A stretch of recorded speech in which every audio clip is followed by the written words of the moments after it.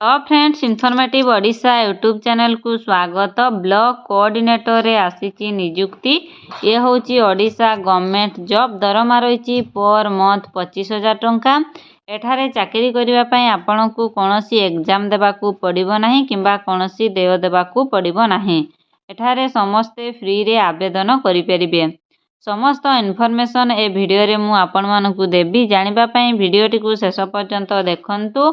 जदि चैनल ले नुआ आसीचंती चैनल को सब्सक्राइब कर दियंतु और पाखरे थिबा नोटिफिकेशन बेल को क्लिक कर दियंतु। जे कोनोसी डिस्ट्रिक्ट रो जते भी जॉब वैकेंसी वीडियो आसीबो आपनक पाखरे पहुंची पारिबो सर्वप्रथमे। तेबे आसंतु आजिरो वीडियो रे जानिबा ब्लॉक कोऑर्डिनेटर रे आसीथिबा नियुक्ति विषय रे। ब्लॉक कोऑर्डिनेटर रिक्रूटमेंट 2024 रो details. Organisation name Odisha block office. Category block level job. Name of the post faculty super staff assistant and block level coordinator. Application mode online रे ऑफलाइन रे आपण online रे भी करि परिबे ऑफलाइन रे भी करि परिबे। Who can apply all Odisha candidate एठारे आवेदन करि परिबे। प्लेस ऑफ पोस्टिंग ओडिशा रे रहिबो। लास्ट डेट रही 22 डिसेंबर 2024 रे रही last date. Gender both male and female उभय महिला और पुरुष एठारे आवेदन करि परिबे। ओडिशा ब्लॉक कोऑर्डिनेटर रिक्रूटमेंट 2024 रो एलिजिबिलिटी क्राइटेरिया कोन। कैंडिडेट शुड बी कंप्लीटेड जदि 10th बा ग्रेजुएट करिजंती आपण एठारे चाकरी करि परिबे।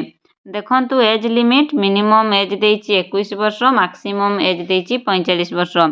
21 वर्ष रु अधिक 45 वर्ष रु कम हेतिले आपण एठारे आवेदन करि परिबे। किछि पिलांकर गवर्नमेंट रूल मध्ये रहिछि। गवर्नमेंट रूल अनुसार एज रिलैक्सेशन रहिछि।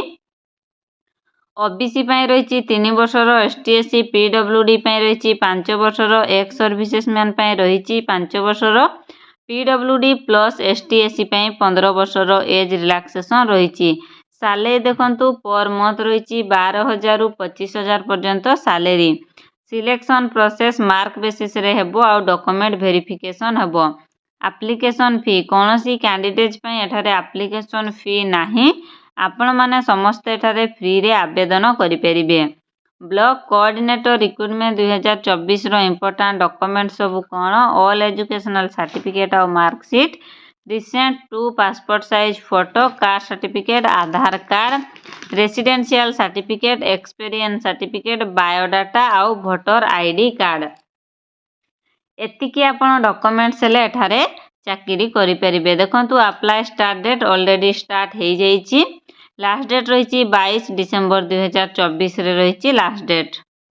देखंतु MS care security and audit service plot number B13 रे रही सेकंड फ्लोर रे। रुचिका मार्केट बरमुंडा भुवनेश्वर रे पोस्ट वैकेंसी रही। संपूर्ण डिटेल्स दे देछि। फैकल्टी पई मध्य देछि। देखंतु फैकल्टी रे आपण आउ the age of application submit माने 50 वर्ष रु कम असिस्टेंट पई माने सपोर्ट स्टाफ पई मध्य वैकेंसी रही। समस्त वैकेंसी एठारे रही। आपण माने नोटिफिकेशन पीडीएफ को संपूर्ण डिटेल्स रे पढ़िबे देन आपण आवेदन करि परिबे। आशा करूची आप वीडियोटी भल लागिथिबो। जदि वीडियोटी भल लागिछि वीडियोटी को लाइक करंतु निज फ्रेंड्स को शेयर करंतु।